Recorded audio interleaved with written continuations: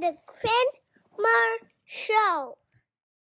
My next guest is a Primetime Emmy Award nominee, a Gemini Award winner, and a guy whose voice has probably lived in your head rent-free since childhood. And yes, if you've seen Mean Girls, you know him as Coach Carr, the health teacher who somehow made high school sex ed even more confusing than it already was. He's an incredibly talented actor with a career spanning animation, film, television, and someone who's made us laugh even when we weren't supposed to. It's my pleasure to welcome to the Quinn Marr Show, Dwayne Hill. Dwayne, thank you for joining me, and how is it going? Thank you so much, Quinn. It's going good. It's going good. I am at a studio in New York right now, in an area called Chelsea, Okay. and it's lovely here, and it's getting cold. And thank you so much. I'm really excited to. Your show is pretty great. You're doing a really good job. I So appreciate it's a that. I pleasure to appreciate be a it. guest. I'm very honored. Is it snowing like crazy there? Because in Toronto it is. No. No? No, so Okay. New York doesn't snow very much. I mean, I wish there was a view I could show you because it's the Fashion Institute of Technology. FIT is what it's called. Is a very big thing in New York where a lot of designers go, and that's right across the street. So I can't even show you the weather because it's like, Just it's like buildings? it's just a giant. Well, it's like a giant. It's just a giant beast of a building. It's just Let's see this. like there you go. Oh my There's God. that, and it just Yeah, goes on really. and on. Okay. And So it's no yeah, Central Park. it is far. No, not a Central Park. Yeah. It's No, that's it's a awesome. giant. It takes over a whole block, Wow, Jesus. and I love that though. That's sick. That's cool. This yeah, is this is and the first it's. time a guest has ever given me a little tour of where they are, so I like this. Oh, I kind of want to show you the roof. Oh What do we do? Oh, I can't because the internet won't work. But yeah, I take you to the roof because we're in a cool location, like the Empire yeah? State Building. The Empire State Building is only a few blocks away, and No way. you That's know cool. Madison Square Um Garden, and anyway, all the stuff. Anyway, it doesn't matter. This isn't Quinn's tour of New York, Hey, although it's becoming it's it. funny because I've talked about this with a few guests before that my wife and I have wanted to go to New York City for so long, and it's literally not that far. It's like 8 hour drive, maybe 10 hours for us, and for some reason we just haven't gone. Or you could just, I mean, yeah, or it's just you fly down in 70 minutes. Right, exactly. So we Yeah. have no excuse, but you just added on to that, so I really have no excuse Well, if now. you come down, let me know. I'm a great tour guide, Hey, I and love it. Absolutely. yeah. So what I want to do is kind of go back to like the beginning, basically, of your life, and then kind of go to where we are now. So, Okay. for you, you're just talking about this before we start recording. You were born in Port Credit, so Mississauga, Ontario, Hmm. Canada. For the people who don't know where that is, um, so growing up in Mississauga in like the '70s, and because really, yeah, that's when you really grew up as a kid. What was things Yeah. that were like piquing your interest? Were they books? Was it sports? Was it school? Or was it like entertaining right away?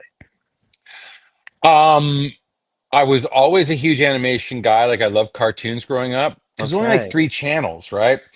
Really? I mean, Yeah. five, I guess, maybe total. And cartoons were only on Saturday mornings and Sunday mornings.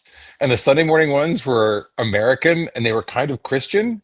So I Uh, was always like, huh, how did Jesus weave his way into this episode? It was Not kind as of fun. interesting. Not as fun. Well, it was actually kind of interesting. There's one called Davy and Goliath. You may have heard of this. It's stop motion. And it was like, it's anyway. It was just it was kind of neat. And actually, I did a religious show called Friends and Heroes. I voiced this Okay. show. I shouldn't talk about religion, but it's just sort of it was very interesting in a very Yeah. interesting perspective. But I watched every animated show I could because it was only on Saturday mornings and a little bit on Sunday mornings. So that was Okay. my thing. I loved movies. The first movie I remember ever seeing was The Godfather. My mother Huh. And took like, me. is it Yeah. you remember because like you were a little older? Or, like you just remember because you were little and that was a crazy movie to watch when you were a kid? I remember You were because I was a little kid. It terrified me. I was scared of the mafia for years afterwards. My mother took me to a drive-in. She was on a date, but she was like, like a friend date.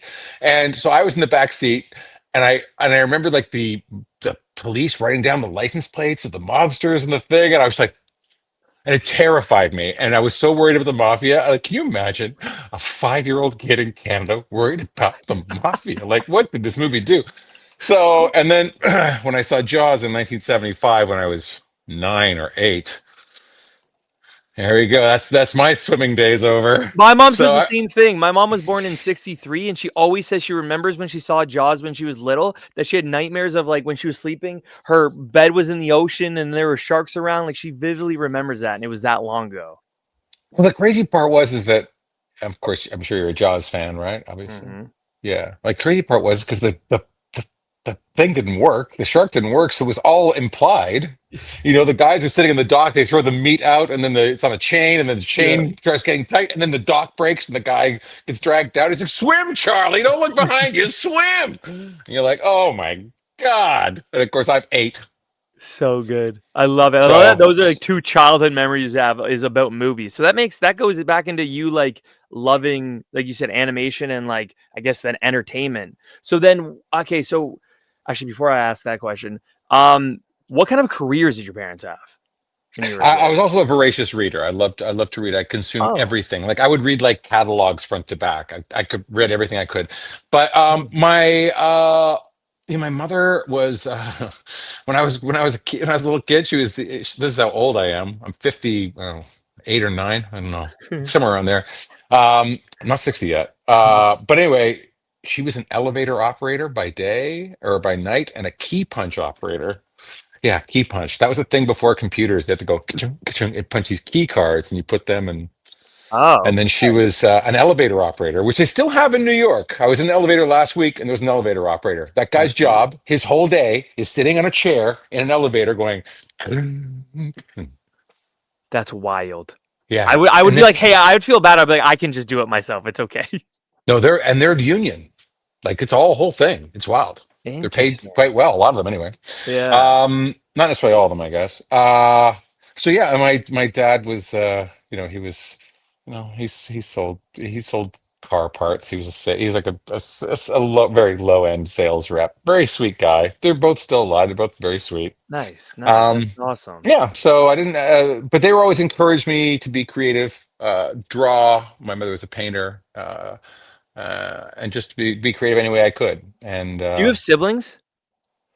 I have a half sister.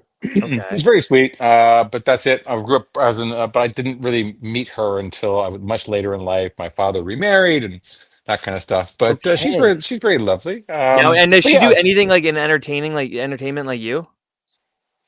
no, nobody in my family does. I was the only one, and I kind of got into it in a weird way. Like I was in a really bad place in my life. I want to say I was 28. I always wanted to be an actor, but of course I was scared and lazy. You don't want to learn dialogue and stuff like that. If people want to ask me being an actor, I'm like, learn a monologue, learn a monologue. See if you like learning a monologue because you're gonna have to learn monologues if you want to be an actor. And they're like, I just want the fame. Um, so I've lost train of thought now. No, so no, actually, I was kind of gonna go into what I was gonna ask you, anyways, is what you're just talking about. So I had assumed that you grew up acting, so you didn't get into No, like performing or acting until your late 20s. yeah, 28, So then, what were 28 you years doing old. then from like when you're obviously when you're a kid, but like, did you go to college? Uh yeah, I mean I'm the biggest screw up in the world. Like I went to Not at Port Credit all. Sec I went to Port Credit Secondary School. Back then you had to have like 27 credits to graduate, and I had 26 of my 27 credits were D's. I Oh, have 1C. I took summer school every year and I still barely got through high school. but so Anyway, you were yeah, just you're saying sorry, you weren't repeat the a question? very good student, and honestly, Oh I yeah, was the terrible exact student. same. Terrible. Good. Yeah. Because you either peak in high school or you don't, right? Yeah. So just don't. Um uh because yeah. I was terrible in high school. I went to Sheridan College, which was great. Mm. I got a student loan, and then I went to Jamaica and I spent it all, and I never went back to school. I was a mess. I don't think I've ever told this story. I got like a Oh. $4,000 student loan. I went to Jamaica, and all I had to show for it at the end of all that money was a pair of jeans. Um, and it took me like years to pay off that loan too. And I had all these jobs, and I got fired so much. I want to do a documentary on all the people that fired me because I was just so terrible. Like every bad job in the world. I did a landscaping job once where it was an 8 hour day. And for 8 hours, they put me with a lawnmower and a can of gas, like a push mower, on this huge lawn, which is like Sharp Electronics in Mississauga. I don't know if it's still there.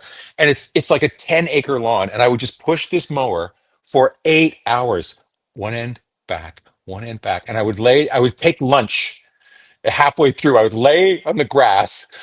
And I'd look up at the sky and go, is there like an alien in Mars who has as shit a job as I have right now? Like, this is so depressing. Like, they just draw, you're all alone, just pushing a mower back and forth, thinking, eventually a robot will replace this activity. And I'm sure it was terrible money too. Oh, yeah. I mean, yeah. 265 an hour.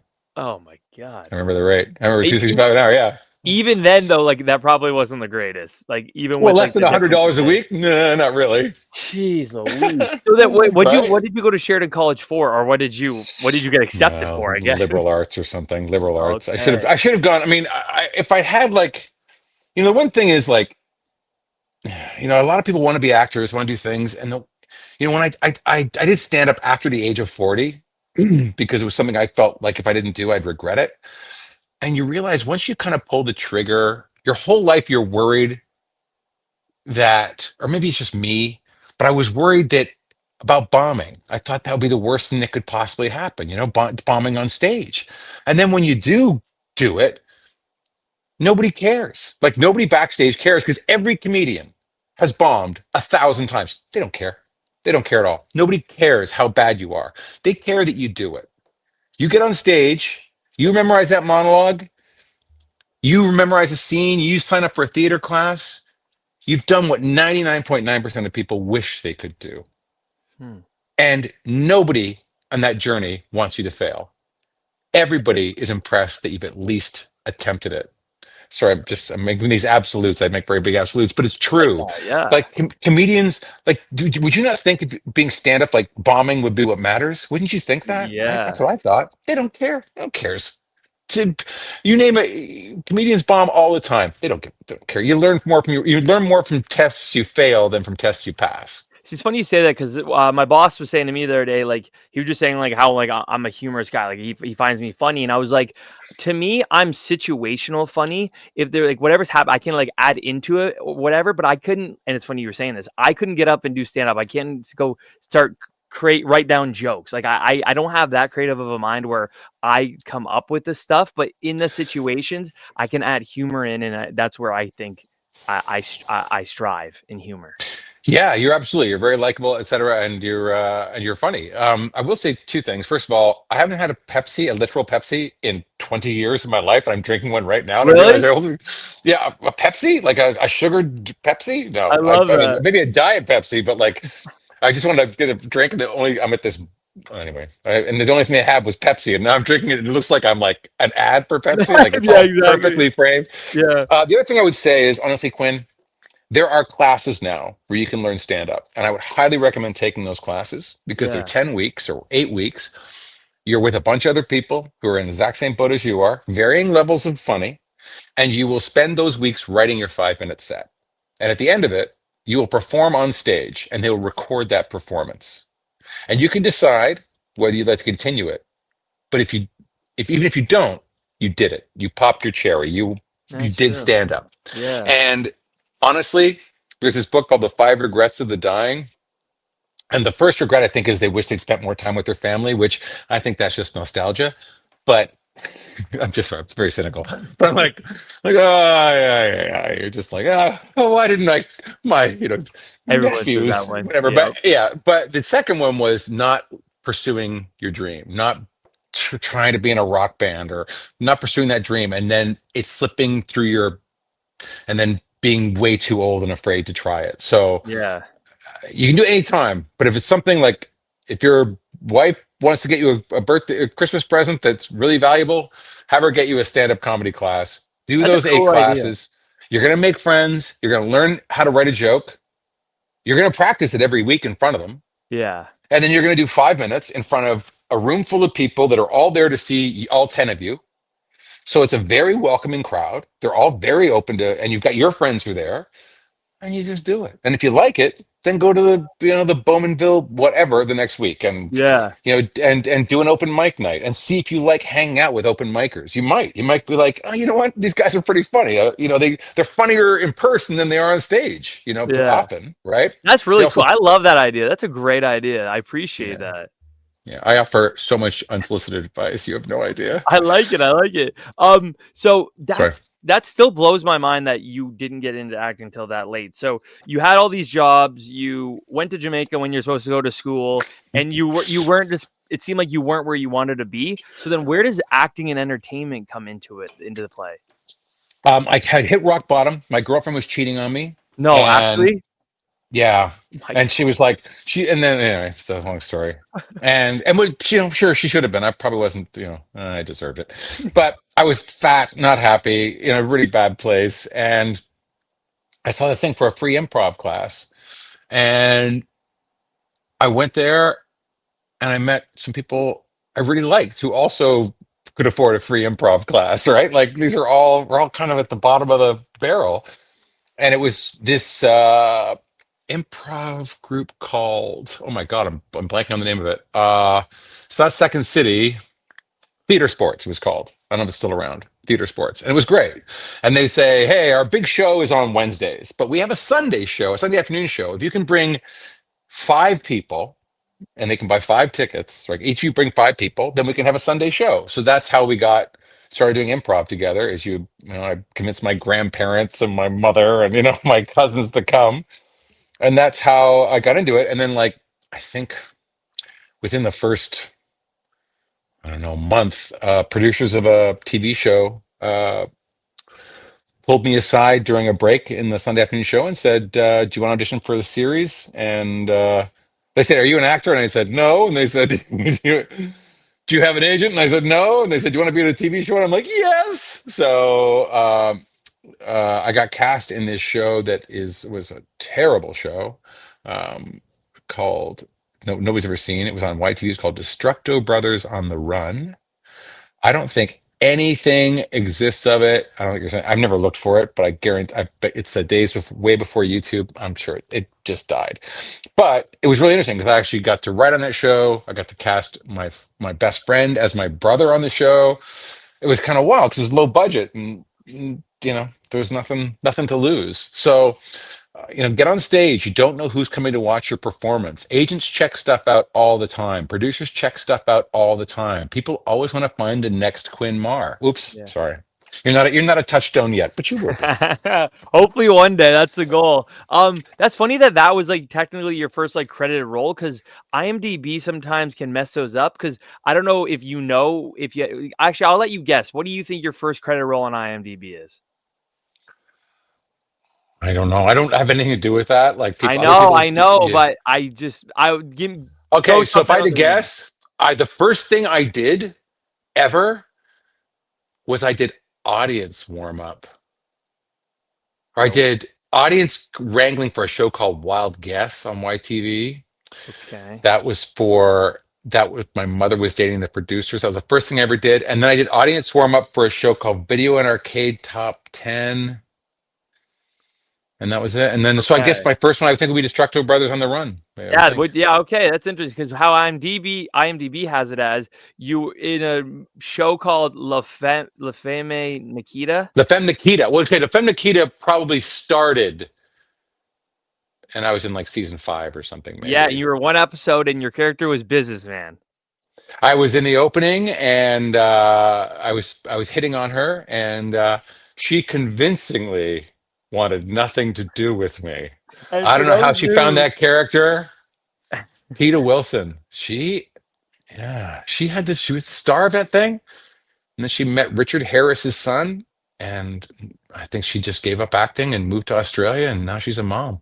That's 5 crazy. years, the lead of this series. Wow, right? 5 years. Wow. And for those who don't know what it is, I got the description here is condemned to death for a vicious crime she didn't commit. Nikita reluctantly chooses to live as a secret government assassin whose life is controlled by an anti-terrorist organization called Section 1.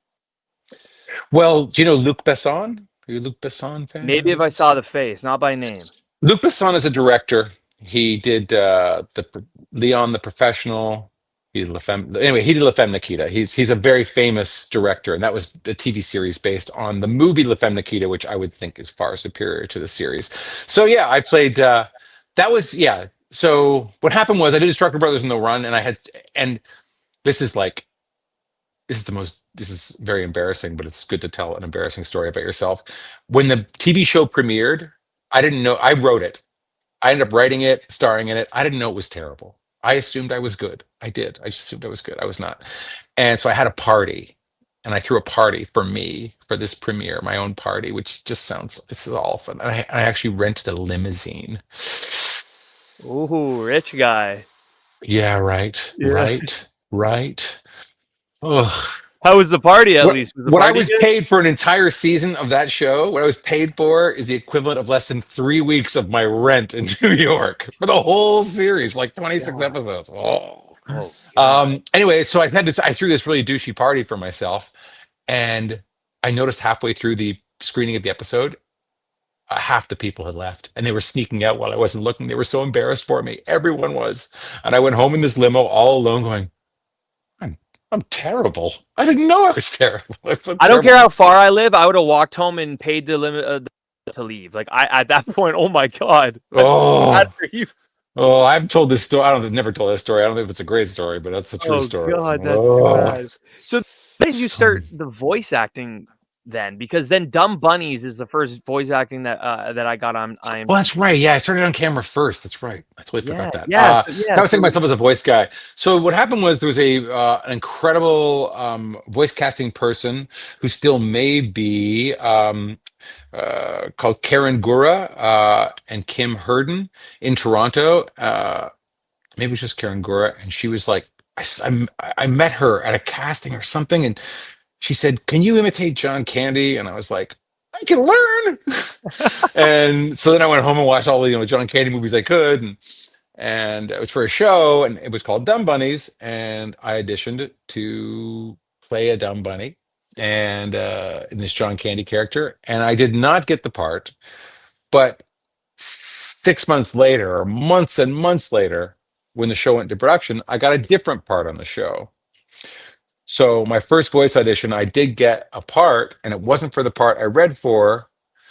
And so my advice to anybody auditioning, try to put jobs behind you because you don't know what the schedule is going to be like. You don't know if it's going to ever pan out or not. So just try to put it behind you because you might just be surprised. And so that's how I got Uppity Bunny, who yeah, was, you're Billy Uppity. I was I remember we were kind of talking about this before we started recording, but I remember Dumb Bunnies was like one of those different shows. Like I think like a Mm, sticking around that was on YTV is kind of like that same feeling. So like and like you said, it's an animated series about literally Dumb Bunnies. It's it was originally a book from the author who makes Captain Underpants, which yeah, yeah, like, yeah. yeah, and it's weird that actually they never made a Dumb Bunnies movie like they did Captain Underpants. Anyways, I don't um think Dumb Bunnies was particularly successful. I'm going to be honest with you. I think hey, it they, wasn't my house. That's all that matters. yeah, oh, great. You saw Dumb Bunnies? Oh yeah, I used to watch Dumb That's so Bunnies. funny. That's so Yeah, funny. yeah, yeah. Oh yeah, I do all this because of things that I watch. Like I always say, I do this show because no one misses being a kid more than I do. So being able to talk to people that helped shape my childhood is the reason I do this. So yeah, of course I've seen it. Oh, Um, yeah. And it's no, so go ahead. amazing now that you live in an era where you can reach out to people. Like you couldn't do that when I was growing up. You just No, couldn't, like no. you'd be impossible. I'm Yeah. mind blown every day that I get to do this show. Not get to, I mean I do it, but like the fact that I get to be able to talk to people like you, like it's unreal. Like I'm gonna think 40 episodes in, maybe 40 plus, and like everyone, I'm like, this is so cool. So no, yeah, I love it. No, So you 40 doing episodes. Congratulations. thanks. You doing Dumb Bunnies, just like it seemed like a stepping stone for voice acting for you, because then you did a couple like 1 to 2 episodes of like George and Martha, George Shrinks, Rescue Heroes, Bob and Margaret, but then you went back to a couple things on screen. So were you just kind of not taking what was offered to you, but like were you just kind of trying everything at this point between voice acting and on screen? Um, well, I think that I always wanted to be an actor because that's what everybody wants to be. But then when I did it, I was like, "No, this isn't, it's not my cup." Like voice acting was my thing. Like the problem with acting is like you show up on a set and there's like 150 people and everything's going on. I can't concentrate. You got to remember everywhere you stand. You got a person that has tape with your color on it, like it's pink, and they say, here's your starting point. You're gonna walk 2 steps to here, and you're gonna light a cigarette, and you're gonna pull a gun or whatever. You got to do this all perfectly and make it seem natural, and it's an emotional scene with the actor. Voice. It's like, can you play a cocky squirrel? It's like, how's this? Hey everybody, I'm a cocky squirrel. It's like, great. Here's the script. Don't have to memorize anything. You're doing great. I love So that. yeah, if that was my, maybe that was where I was like at my best. Is like that because on I've camera I talked was not good. I've talked to a few voice actors who have told me actually either one or the other. Sometimes when they're working and recording, it's a room full of everybody else with a cast and they're going off of one another, and other times completely alone. When you first started, was it one or the other, or was it kind of a bit of both? Well, the ideal would be that we'd all be an ensemble. The problem is, as you were sort of hinting at, maybe it was before we started recording, but because it was such a small group of us that were doing so many shows together, it was hard to get people in a room for 4 hours, right? So I can go into a room, and I mean, any of us, any of the 20 or 30 or 40 people that were doing this, all these shows, go into a room and in 45 minutes knock out like 6 characters and 150 lines of dialogue. Whereas if I have 6 characters and 150 lines of dialogue and I've got to work with the rest of the cast, it's going to take 4 hours because I have to wait for them to do it, and it goes back and forth. Is that the ideal? I love it. It's the best. Yeah, But realistically, it's very difficult to book that stuff. So you basically had to work kind of alone. But that's the cool thing is you're not alone because invariably you have a director, you have an audio engineer, you have script assistants, you have the actual creator of the show. So you're just looking through the glass going, you know, is that good? yeah. Can you So you give get us immediate another? you get immediate response. On camera, you don't get a response. You can't have, and nobody laughs. Like none of the crew laughs if you do a funny scene on camera. But if you do a funny scene in a recording studio, you can kind of you can see them laughing, you see them enjoying it. Well, and then I guess that's where it kind of changed. A lot of COVID changed a lot of that, because then you were probably doing it from home for a bit there, correct? And then you were really alone. Yeah, I mean, I do a lot of records from home still. I have a studio that at my house.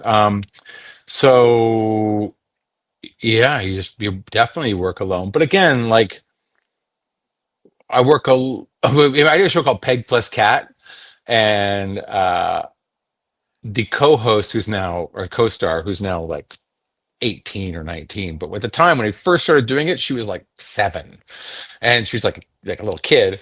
And I remember I'd recorded 50 episodes and had never met her. That's I heard crazy. her voice, and I remember one day they said she asked what school you go to, and I was like, oh, that's so adorable. I love So that. yeah, yeah, yeah. So she's Haley Faith Negrin. She's very talented, and she is now an adult. That's But at so, the time, she was a little kid, and I that's never so met cool. her. And I'm like, and of course, the little cat's got to be called Peg Plus Cat. So the cat kind of sounds like Ray Romano. He's like, "Oh, hi, Peg. Oh, wow, chickens. I don't trust the eyes. Not so much." I love it. So, I mean, was it you recording from home now?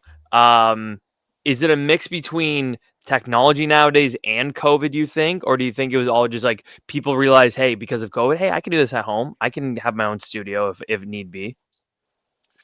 It wasn't up to the actors. It was definitely up to Mm, the. It was definitely because whatever brand Coca-Cola did not want you to have a recording session where everybody gets COVID or whatever. So they'd say you're gonna have to you have to have a studio at home, and so that's how it sort of happened. It was not up to the actors. Actors would love to work in studios. We don't want to have to operate, edit and or whatever. yeah. We don't want that's not what we're good at. So like I was saying, how you did like the 1 to 2 episodes of a couple of shows, and Mhm. then you're doing like on screen, so you're doing the safety of objects, sex trouble, and then your momentum kind of started building for like the voice acting. For Marvin the Tap Dancing Horse, you played fast talking Jack, and this was 26 episodes. So at this point, you're building up more and more each show, because I think Dumb Bunnies I think was 15 episodes. Now you're up to 26. So did you feel that momentum of like, hey, I'm becoming more of like, quote unquote, a series regular with the cartoons?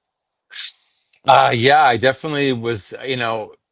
I definitely, yeah, definitely caught a wave. Marvin the Tap Dancing Horse was great because the funny part about that show was I played like the guy who ran the circus, this fast talking Jack guy, and every episode the circus kind of got into mischief. And again, I honestly I haven't watched the show really. I'm not, for it was on here 30 years ago or something, but I was like every episode I would I'd say, "All right, gang, I'm going to my high school reunion. I'll be back in a few days. Don't get up to any trouble." And then, of course, like the horse would get in trouble with the cow, and the lion, and the kid. And I come back, and I'm like, "Why does everyone look so tired?" So I always had like, I was never like the part of the, you know, all the exposition. I was always like, I was left. But that's important though. You were always there because you were like, "Hey, I'll see you guys later," and then you come back to the end of the episode and go, "What happened?" Why? What is going on here? Everyone's covered in soap, or whatever stupid thing had happened while I was away. It was pretty No, funny. I love that. That's so funny. Yeah. Are you like at this point just doing like everything acting full time, or you got like some sort of job on the side because you had to? No, I've been very fortunate that I've been a full-time actor since like '96. Okay, so wow. Okay, so during Marvin, you were Yeah, I doing mean, I was full working time. nonstop. I didn't have. I mean, I can't remember what year. I was saying I remember like one year, like in 2001 or something. I did like 300 commercials and cartoons and on camera things, and I was really burnt out. Like 300, and there's like 250 actual weekdays, in that year. So I was run pretty ragged, but then that's when I sort of made the transition where I was like, I'm just going to do voice. Plus, at that time, I think you'd already done enough jobs that weren't in entertainment that you're like, yeah, I think I'm good. I'm gonna try my hardest at this stuff. Oh, I was so bad. It's a You didn't want terrible to mow employee. another lawn. Oh, nobody wanted me to mow one. I was terrible at it. I was terrible at it. Yeah, I'm sure I was a pain in the butt. Like nobody wants to fire somebody. They don't want to yeah, fire people, but they yeah. got it. Like, Dwayne, I gotta hire another idiot like you. Oh no, You're like, this guy you're the wouldn't stop laying worst. on the grass for 3-hour lunch breaks. Oh, I would lay in for lunch, but I would literally look at this guy and I'd be like, oh. And then a Aliens car would everywhere. pull up at 5 p.m. or whatever it was, and they would say, put the mower in the back, and you'd ride in the back of this truck. Oh God. That sounds, Tough. especially like a hot day in like mid-July. That sounds awful. It was once a week.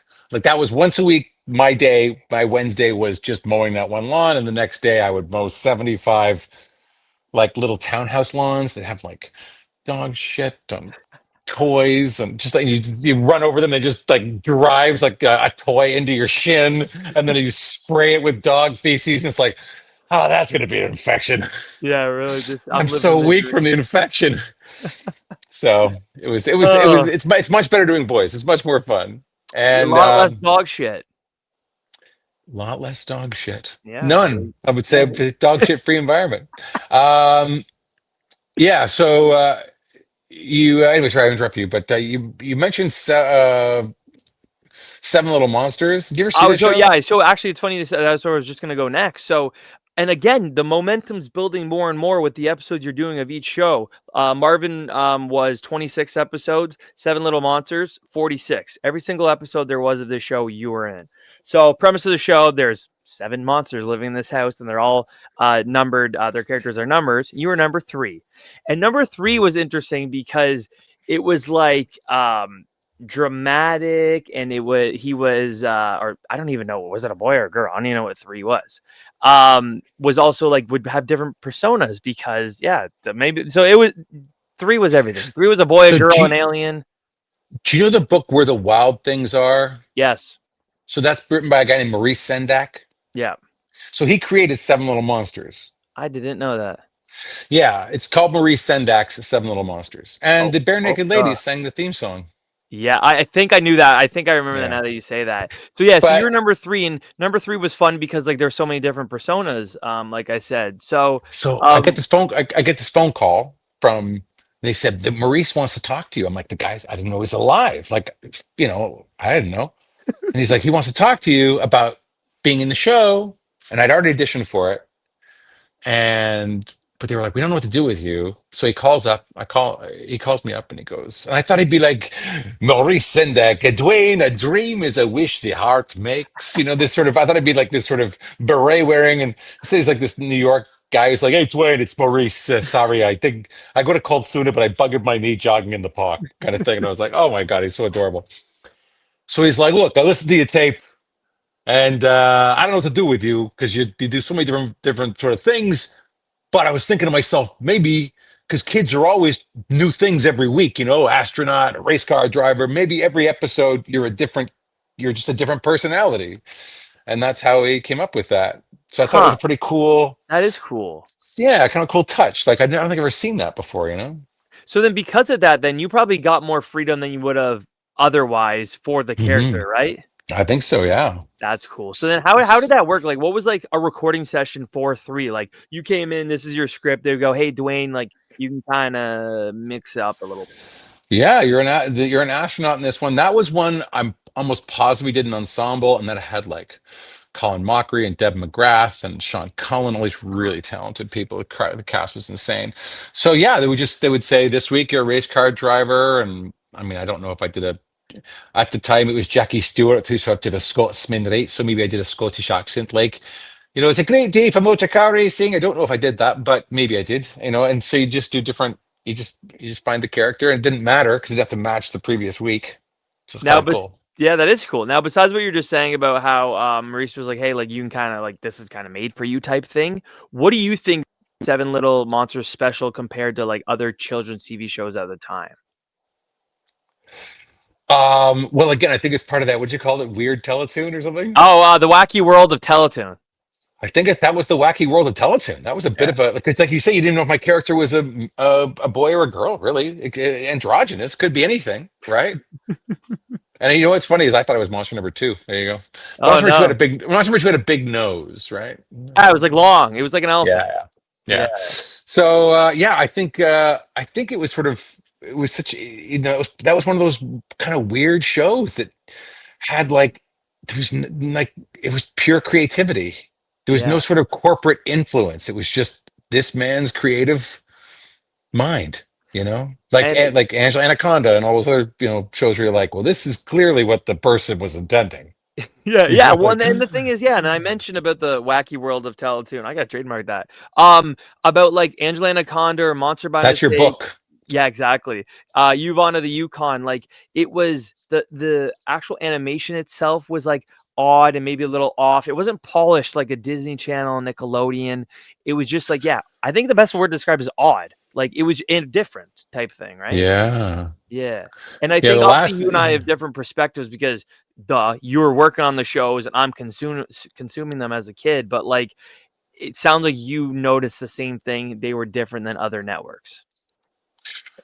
Yeah, I was just amazed how much creativity there was. I mean, it is fascinating having been on so many shows. Like, I always think to myself, like, a parent starts off telling a story to his kid about, a girl named Angela Anaconda, and this is her, and they start making up this story, and they kind of get good at it, and they're like, maybe I'll contact a publisher, and they all of a sudden they're publishing a book, but they need an artist, and they see this artist who does these cutouts. You're like, well, that's really interesting, and then then eventually it evolves into a series, and it's just like it's fascinating the journey that animation specifically, because it's so creative, gets takes before it actually finds its home. You know what I mean? Like before it actually is on the air. Like it has to And go through a lot of hoops and stay that pure. I don't think it's like that anymore. I don't I think it's was like just that at gonna say that all. I feel like cartoons nowadays are so much like cleaner and more like dressed up than they were. I think Corporate. I think I people are agree. able to get away with a lot more like even the early 2000s, like when I was a kid. Yeah, I think it's a corporate influence, and I get it. Like the corporation making something is putting a lot of their own money into it, so they should have a say on what it is. But back then, I think Nelvana and all those nine story, all these guys just were fearless. It was like let's do this. Yeah, So I yeah, love it. yeah. They're definitely more polished now. And I actually had Michael Hirsch on, the co-founder of Nelvana, I Oh say yeah. 7 months ago. Yeah, the Rolodex of those shows, it's like it didn't end. So, but I yeah. I used to, my first that Dumb Bunnies audition was at Nelvana. That probably was a Nelvana show, I think. Yeah, maybe.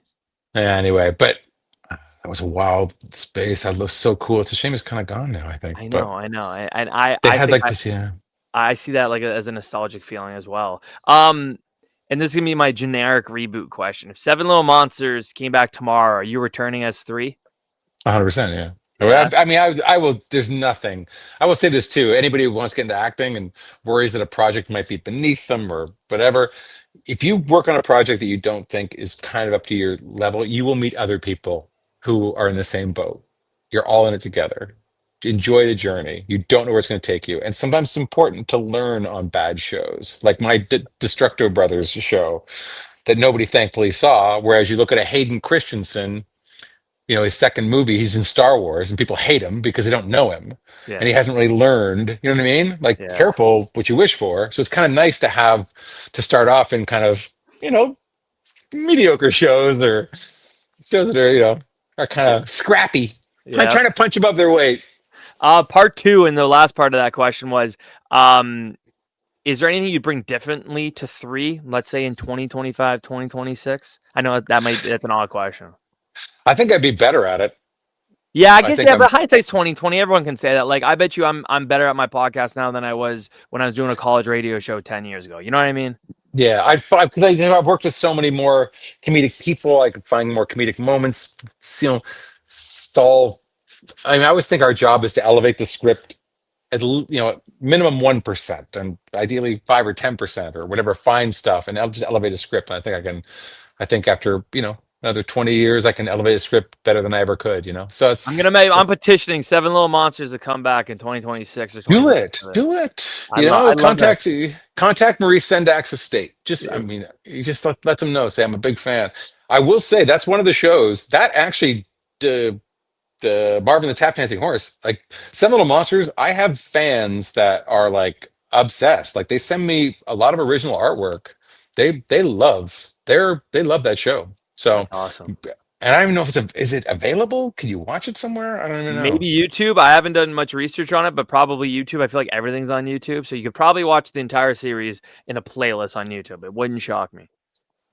I actually, Yeah. speaking of that, I found my mom's a massive Coronation Street fan for a sidebar here, and I found the entire series in a playlist for her on YouTube to go back to watch when she was a kid because she started watching it in like the early 70s. It started No. from the very first Wow. episode, and I think she's up until like the 2000s right now. So like, Wow. yeah. So and there's a lot of them. So obviously she's still 25 plus years to catch up to where we're at now, but everything's on YouTube.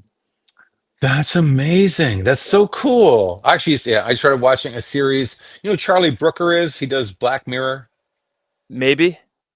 It's a Netflix show. It's called Black Mirror. It's a I very know, yeah, dark. I know Black Mirror, but I'm not sure if I know Charlie Okay, he's the Brooker. creator. Anyway, he Oh, had a okay. show that takes place during a reality show, a Big Brother show in 2008, and it's a zombie version. It's called Dead Set, and it's actually a really funny. I watched the pilot episode last night. I thought it was a really well written, scary, kind of gory, funny zombie show from 2008, and it's only available on YouTube, and it's in 4K and it's free. And YouTube's the best for that. yeah, it's amazing. Sorry.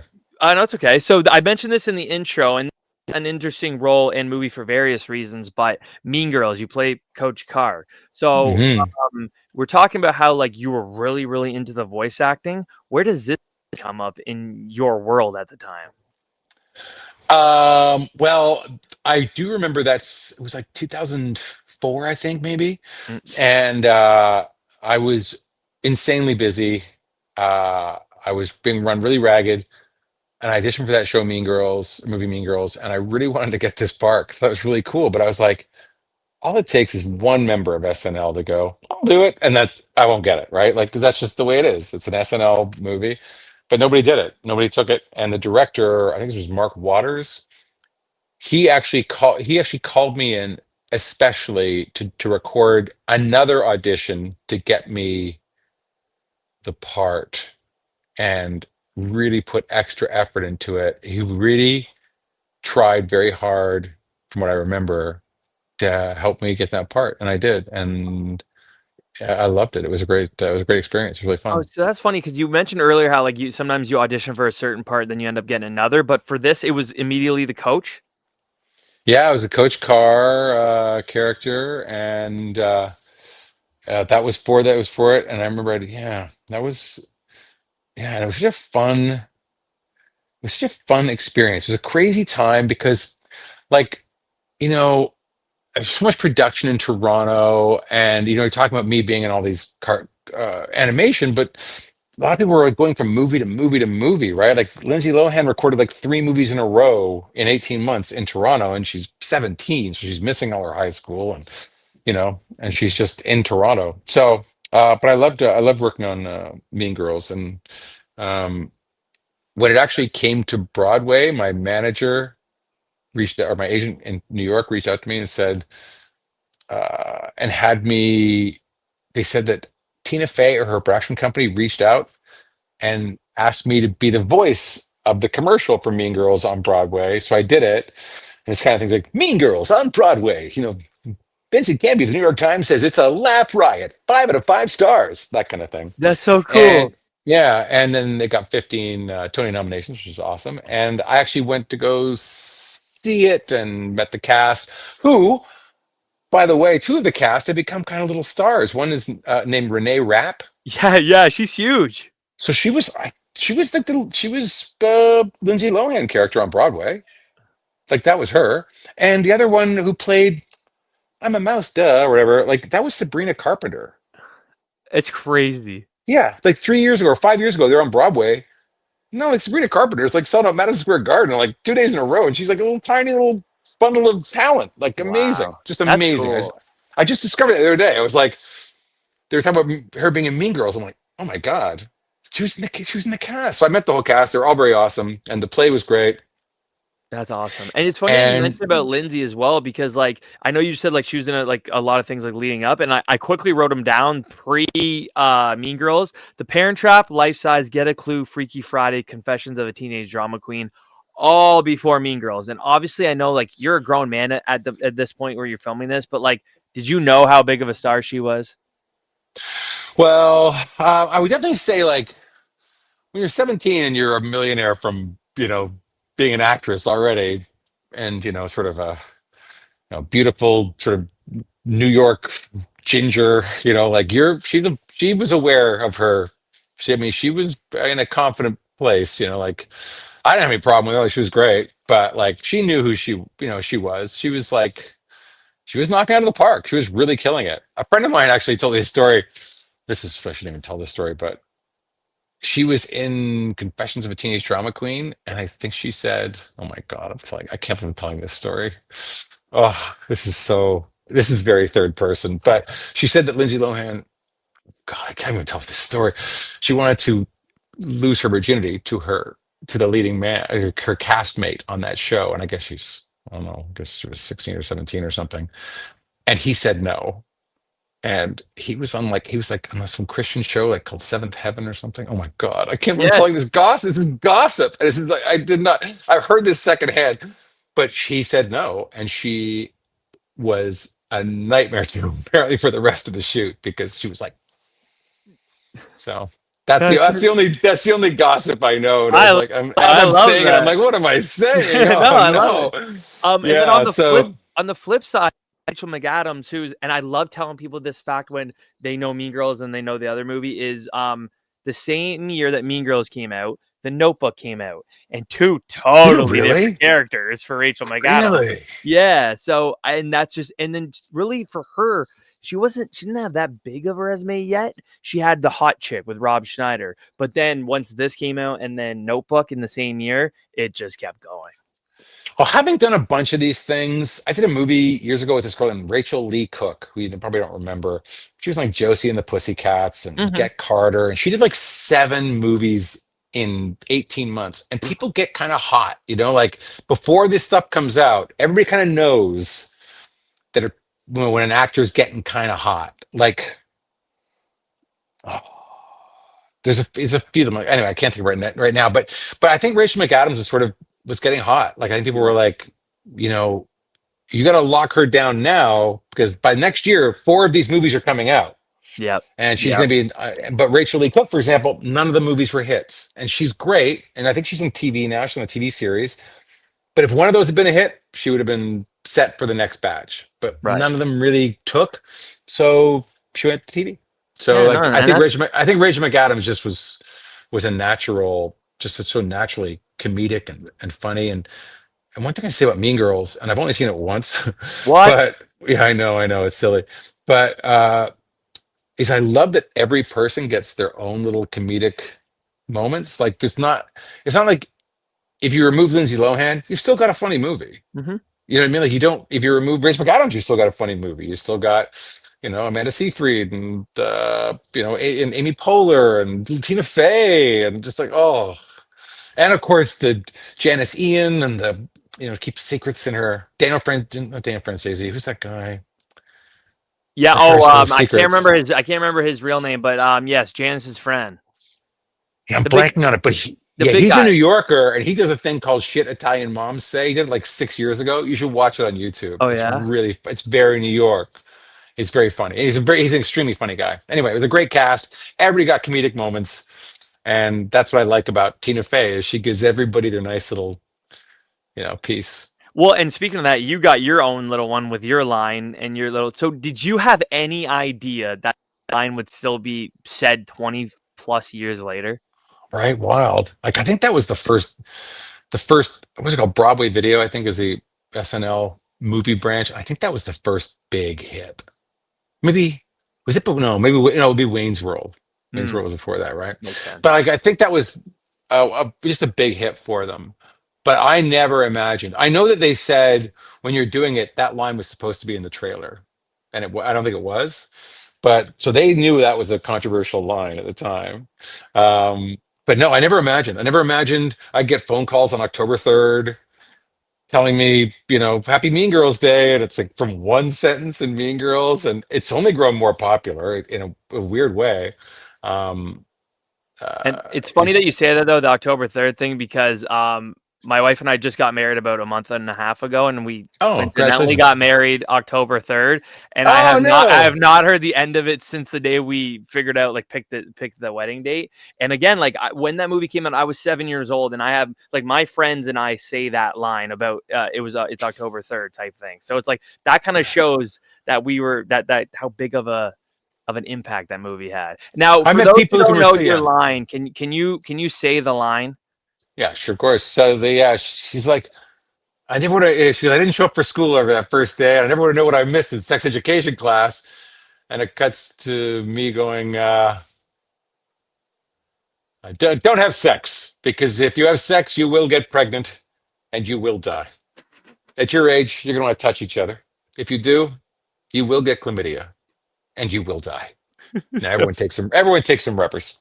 the best is the guy at the front when the one guy's pretending or is writing notes at the front in the class. That was based on my old gym teacher who I never told him it was. He actually just passed away a few months ago. And he was like, because he had to teach sex education in grade 9. He's like, all right, everyone, the fallopian tube, don't laugh. Don't enough. Because he was like a former CFL, which is our NFL in Canada. Like he's a CFL player. Now he's like the the vagina. And they'd be like all laughing. Don't laugh when I say vagina. He sounds like Poor guy. Joe from Family Guy. Oh my God. Oh, Oh Family Guy. God, that's So good. so talented. You were talking about working how like it was all in Toronto, but like some of the interior I saw was actually in New Jersey. Did you do any of that, or were you strictly in Toronto for the filming? It was all Toronto when I was there. I don't know what stuff was not shot there. There was yeah, it was like two high schools in Toronto. There was one at Queen and like Broadview near there that was closed. Like it was, I don't know if it was being torn down or something. And that's the one they flooded. They sort of flooded it. But yeah, everything I shot was in Toronto. I was on the set for weeks, even though I'm in the movie for seconds, and I loved it. It was a really fun. It was a really fun experience. Mark Waters is a great director. I don't know if he still does features. He probably does television now, but uh, really good guy to work with. Tina Fey was fantastic to work with.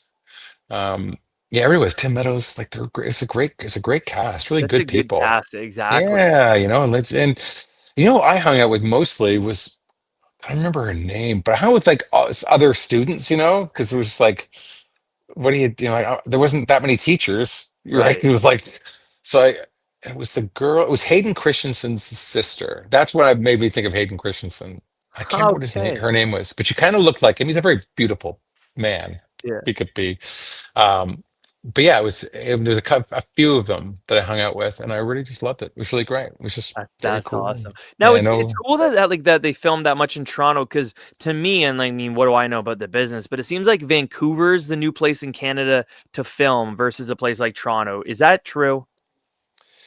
Well, I think probably Toronto. I don't know what it's at now, but I think Toronto has a few things. Toronto has the same hours as New York, so if it's a New York production, it's kind of easier, and it's only a 70-minute flight. Vancouver is right above LA, so it's sort of in the same time zone, and it's a much easier flight. Vancouver gets a lot of rain; it's overcast a lot, so that's not great for exteriors. So Toronto's got that going for it. I don't know what's more popular. Interesting. Okay. Yeah. And then at this point, again, you're doing a little bit on screen, you're doing a little voice work. We're talking about like how like different and stuff Teletoon was in those cartoons. Something that was like to me the complete opposite, and I think it might have been on Treehouse, was Maggie and the Ferocious Beast. Like this was like a nice calming show. Like there was a couple funny little jokes in it, but it was like a relaxing show. Do you remember anything about Maggie and the Ferocious Beast? I really don't. What's Right. fascinating is, and I hate to sound like a jerk, but have you ever, this is going to sound like a jerk, but there was Johnny Depp was on David Letterman, and he said, "Have you seen this?" He goes, "What do you think of your movie?" And he's like, "Well, I haven't seen it." And he goes, "What do you mean?" He goes, "Well, I don't really see my movies. I think my job is done when I finish the filming. Like once I'm wrapped, that's kind of my job." And I always assumed when I got into acting that I would be like, I would watch every second of everything I ever did. I would collect posters. I used to keep scripts, and then I eventually was like, I'm not going to read these. My kids aren't going to give a shit. Nobody's going to give a shit about this. So I just tossed them all. But I realized that my joy comes from honestly the process, like working with great voice actors. You only learn from them. You learn so much. They're so generous, and you watch them their process because you get to see it live and watch them solve problems. Um, so that is the most interesting thing. And then if I watch a show, at the time I'm like 35 years old, and the show's for like 5-year-olds. Yeah, true. It's not really. It's not. It's nothing. There's no knock on the show. I'm not the market. Like, and I loved the process of recording it so much that I watching it anticlimactic. Did your kids I'm watch the kids shows that you were doing? my what? I don't have kids. I don't. But I know. I know. Oh, okay. I thought you should. Oh, they you said something about the scripts for kids thing, like keeping scripts. Oh, I was like, I was like, I remember at the time I would keep like they would because they Oh, mail you scripts, when you first started. Like now they're email, but I used to get like hard copies, and I would got keep you. them because I'd be like, I may never be in a show again. Like this is my thing, and then I would have like, and all of a sudden I've got like hundreds of scripts in Okay, so my you're saying house, and I'm if you like, end up having kids, you would have kept them for them. I got you. well, but I'm not even reading them. There's no way my kids are gonna. My kids are like, oh, can I read one of your scripts, father? It's like, oh, again. This is like the limousine, right? This is the whole. Like, what am I? I'm commemorating myself. Like, what am I I doing? It's love just it. such. Oh, the We ego. You don't we know. You ta- don't know. we He's just talked about so. this earlier, but and you mentioned about like you knew the character right away was you were principal of Greedy Guts and Jacob Tutu. Yeah, I love And that show. love like the maybe like the illustrations or like the animation of Jacob Tutu because it didn't look like it just looked Look, like, hey, we'll just draw a really quick type thing. It's like, okay, here you go, bang. Like that's a real kids TV show, at least for me. But yeah, like what did you love so much about being principal of Greedy Guts? well, the best thing for me, again, is that I get to work with people that are, I love working with people that are more talented than me because that's how you learn, right? Mhm. You hang around people that, like I said, if you take the stand up class, you might be funnier than 8 of the people in that class, but 2 of them might be really funny. And that's who you're gonna learn from everybody, but you're gonna really admire them. So anyway, I worked with this guy named Howard Jerome who has passed away since. And Howard Jerome had this sort of voice like this. He was like he was my assistant. And I asked Howard Jerome, he's a Broadway guy and he was a theater guy. and talk like this. And I'd say, how about this? He goes, well, Dwayne, what I do is I did a play in 1965 with Woody Allen, like that kind of stuff. You get all these great stories, and you just learn. I'm recording. Do you remember a show called The Raccoons? Maybe before your time. I don't. Yeah, I'm recording Raccoons next week. They're bringing it back, and it was from Okay. I don't know, I guess the mid '80s. Okay, yeah. But I there was was a guy born in named Len. '96, so Yeah, there's a guy named Len Carlson who was the voice of like 20 characters. So I'm replacing him on everything. But Len wow, was somebody who I worked with and I learned from, so um I feel very confident that I can mimic him that's because cool. I mimicked him when he was alive, and he's such a so anyway, that's what I'd say. My memories are of working with great talent, and Mordecai Richler, who's an amazing Canadian writer. Doing one of his projects is just incredible. That's cool. I love that. The Yeah. last show that I kind of want to go over really quickly, that I'd watch as a kid was Atomic Betty. And what I found really Oh, interesting about this role for you is that I think there was like 20, I counted earlier, 29 characters I think you voiced, which is wild. Was that the first type yeah. of show? I know you're just talking about that about raccoons, but was that the first show where you did something like that, like at that magnitude of quantity? Yeah, I don't know. That was a lot. That the creator of that show, or the executive producer of that show, is a guy named Kevin Gillis, and I was on the phone with him yesterday, and we're still friends. I love him dearly, and he was one of those people that would just give me as much as I wanted to do, and I did a few shows like that. They were called one called What It's Like Being Alone, which is a really well made show that had a pretty bad title. Where I played like at least 15 or 20 characters, and one called Yin Yang Yo, which was a Disney one. I did I think like 30. So I love doing that stuff. But a lot of us were doing like multiple voices back then. But I love it. I love finding the characters, and you know. One of the things that I've been very fortunate at, I guess we should wrap things up. But when I do accents, and when I do different voices, there's a siren going by. That's You're New shooting York. people on Friday. What are you doing? Yeah, what's going on? Hey, hey, I'm dying over here. Oh, I got into a screaming match with a guy who called me an asshole for running a light on my bicycle today. I'm like, "Welcome to New York." I was like, "What?" I call the cops. A guy ran a Yeah, light. they'll be here in a minute. Oh, oh. Anyway, it's welcome. Yeah, it's such a funny city. I The love guy's that. like, asshole. I'm like, bastard. And yeah, that's just a normal day. And yes, it was bad. Yeah. Sorry. So I was going to say, so when I'm doing voices and when I'm doing characters, so I do multiple ones. Like I'm doing Howard Jerome, I'm going to the back of my throat, like that, right down to my throat, you know? And you can go very nasal, like I went to Atomic Betty. I played like or maybe that was no, that was another one. That was You're a minimalist, Principal Peterson, Atomic Roger, Mr. Parker, oh my God, that's Commander right. B, Dylan. Like the list goes on. Wild. Now the one I'm thinking of was oh, I mean, was it that Atomic must be Betty? hard, man. There's a lot of characters you've ever Well, the voiced good in your news life. is the sound engineers are amazing, and so they just play your reference. Like, just give me the first sentence. I'm like, okay, I got it. But anyway, I was going to say one of the things I specialize in. This is my little teaching moment. Is I do accents. So where I, the way I say I do voices, the same way I do accents. I move my voice around my mouth. So a neutral English accent, which is what we sort of speak in Southern Ontario, is you form all your words like in the middle of your mouth. All your words are formed right here. If you take your words, your voice, and you move it to the back of your throat, back here, and none of your words come past the middle of your mouth, that's sort of the Midwest, right? That's Dakota, right? So you speak back here. None of your words are coming past the middle. They're all stopping right there. So you can say, go to college. It's incredibly hot outside. Get a job, sausage, that kind of thing. It's all back there. Now, if you take it off the back of your throat and you go up to your nose, that's an Aussie. Right? They speak off the back of their throat, up to the nose. That's how the voice gets out, is through your nose, right? The more Australian you want to sound, the more nasal you get.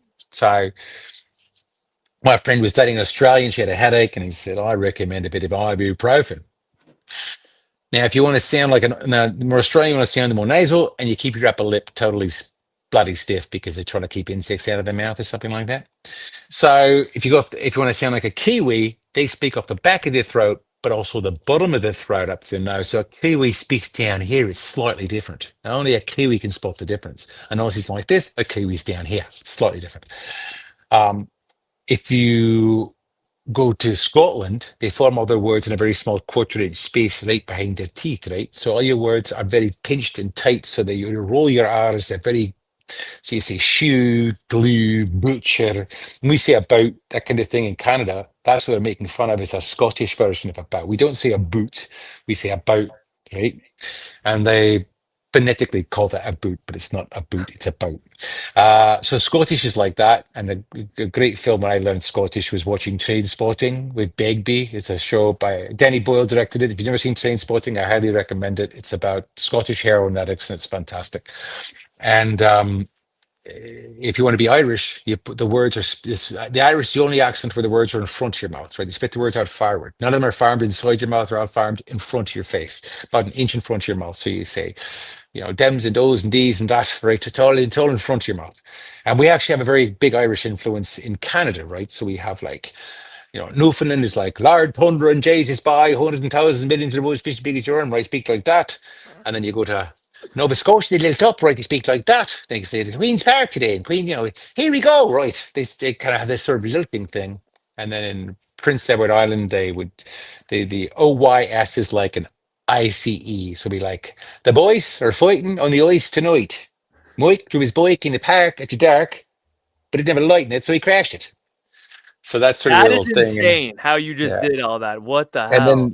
then New York is between your bottom teeth and your bottom lip. It's very general, but just if a New York accent, if you can move your voice down here, that's basically that's where New York sort of speaks. Now, There is you that go. actually like a thing that people do to practice like all the ways you just taught it, or is that like just how you do it? Like you're saying about moving your voice That's in how I and do out. it. That's what I've sort of That is determined. crazy. Yeah. So That's that's how. so cool. Accents, like people being able to mimic accents is one of my favorite things in the world. Like I'll look at like a Tom Holland when obviously he's British and then he's Peter Parker, and I love how people like you just did can just flip like switch it on and off like that. It's insane. I that's something I wish I could do so badly. Well, you can start today. Now I think I know what I'm doing after this. Exactly. I'm one of the things. I mean, it's so interesting. Like. And I have used tapes for some accents, and you can, I mean, I bet you there's YouTube stuff you can Yeah. learn them. Why not? It's kind of fun. But I had to do one where I had to do a Texas accent. And the funny thing is that there's this Southern accent, but Southern accents traditionally are very nasal. They speak through their nose. And it's easy way to tell if something's nasal is you can count from 2 to 7. And if you block your nose, it sounds like you go, say 2, 3, 4, 5, 6, 7, right? But if you Okay. block your nose, it goes 2, 3, 4, 5, 6, 7. So it's blocked, right? Now in Texas, it's the only Southern accent where they don't speak through their nose. They speak entirely through their mouth. So when they go 2, 3, 4, 5, 6, 7, and you plug your nose, it goes 2, 3, 4, 5, 6, 7. Not 2, 3, 4, 5, 6, 7. 2, 3, 4, 5, 6, 7. That's So crazy. That there's is a so little, cool. I love that. yeah. No, that's so impressive. Wow. The last couple things I had for you was, of course, we just talked about everything that like I grew up with. Now I kind of want to talk about like Dwayne Hill in 2025. Like, what are you currently working on? Um, I Loaded have question. evolved into being a writer producer. I had a show on Netflix that I co-created a couple of years ago called Northern Rescue. Ooh, We have a bunch of shows on the go that we're doing right now. I'm currently at a studio writing they're called vertical mini dramas. You heard about these? no. Yeah, they're 1 to 3 minute mini movies, and they're vertical. People watch them on their phones, and the first 5 episodes are free, and then you pay. Hmm. So we're doing a horror version of these mini dramas. It's going to be a horror movie that you watch on your phone in basically 2 to 3 minute segments. So the way the business model works, another siren. I'm sure he's dead. Why are we? The crazy part is that in this town they ignore them. Like they get stuck in. When I first moved here, I had an ambulance stuck behind me in a cab, and the cab's like, "I'm like, dude, don't move out of the way." And he goes, "We're all going the same place." I'm like, "No, no, no." It's like when you live by a train, like train tracks when you grew up there, you'll never hear the train just because you're used to it. Yeah, exactly. How did he die? Hit by a train. Very dark. Oh, sorry. What was I saying before that? I'm sorry. I'm sorry. How about that show that you were on, the Vertical? Oh yeah, Vertical. So it's just interesting because it's 2 to 3 minutes, and it's these vertical things, and I think the company is called Real Shorts, and it's an app, and the first 5 episodes are free, and then you pay for each episode afterwards. And apparently, the average, and this is anecdotal, I heard this from one person just the other day, is the average person spends $80 a month on these shows.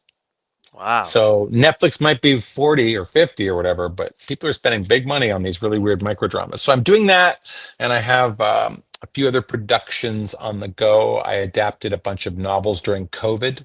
No. My business manager represents a bunch of novelists and authors. So I adapted these a science fiction series by Arthur C. Clarke, who wrote 2001: A Space Odyssey. I don't know if you know that, if you've heard of that Yep. movie. It's a Stanley Kubrick movie. So Arthur C. Clarke also wrote a book about a series of books about a biomechanically enhanced woman who escapes her captors and finds her origin story. And oh my God, I'm blanking on the name. I was going to say La Femme Nikita. I knew you. I could hear that you were about That's to actually say what that. happened. It's called Venus Prime. Okay. So we're doing that, and that's hopefully coming out next year. We have Jonathan Frakes directing it, who's from Star Trek, who plays like number one. So yeah, so we got on the go. Got some That's a awesome. lot of writing. I like to stay creative, which I would also say to anybody watching this who wants to be an actor and realizes they don't really want to learn a monologue. Maybe you want to be design. Maybe you want to be a producer. Maybe you want to, like there's so many things you can do and be in the entertainment industry. Like so few jobs are actually acting, and there's all the jobs are creative. I You love know, that. I I did love a show, that. when I did a show called What It's Like Being Alone. We had 80, I think it was like 80 model makers, people who just make little tiny models of like because it was stop motion. I'm like, that's Wow. such a I could cool never. I job. got too fat of fingers. I got like Shrek hands. Exactly. The last thing I have for you, and I ask every guest this, is what is one thing you miss most about being a kid? Oh wow. That's what I miss most about being a kid. That's such a good question. Because my immediate thought is like the freedom of being a child, but I've got a pretty unencumbered life. Yeah. But I guess it would be the freedom, like the fact that you could just, today, this stick is a magic staff, and I'm going to go into the forest with my 3 friends. We're going to cast spells, or run each other around, and maybe there'll be a sword, and maybe it'll be a gun, and like that freedom. I mean, that's the best thing about being a kid. When I see a kid in a wheelchair, or a kid in a wheelchair, when I see a kid in a stroller and they're crying, I'm like, this is as good as it gets. Yeah, Like exactly. somebody I pushing you. tell my nephew that all the time. He's 7, and I go, dude, you have no idea how good you got it. You have no idea. And he's actually like, most kids be like, oh my God, I can't wait to grow up. He actually is like, he's terrified of growing up. He's like, I don't want to be an adult. I was like, I don't blame you. So, I but was like that. I was yeah, like that. I didn't want really. to.